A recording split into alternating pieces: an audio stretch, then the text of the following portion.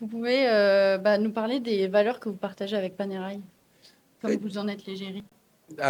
Ça fait 22 ans que Panerai est un sponsor. Euh, et au départ, c'est Panerai qui me donnait la liberté de partir. D'accord. Parce qu'il y a 22 ans, Maicon, c'était un Sudaf qui arrivait en Suisse, qui faisait un peu des aventures.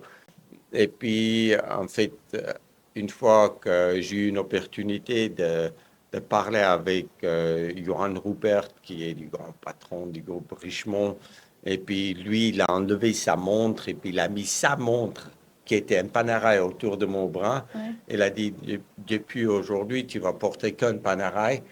C'est là où ce lien avec Panerai a commencé. D'accord. 22, 22 ans plus tard, on a vraiment écrit beaucoup d'histoires dans l'exploration Ouais. au monde. On a traversé les pôles Nord, on a traversé les pôles Sud. Comme tu as bien dit, on a fait 27 tours du monde, un bateau. On a grimpé les montagnes du plus haut, on a traversé la jungle et on n'a jamais arrêté. Et c'était Panerai qui, qui me donnait en fait les moyens pas seulement financièrement, mais aussi du soutien pour développer des montres qui étaient utilisées dans les conditions d'extrême Ouais. au pôle Nord et au pôle Sud, qui pouvaient résister et qui pouvaient me donner des caps pour aller dans la bonne direction. Ouais. Et c'est un lien qui est plus familial, c'est un lien qui est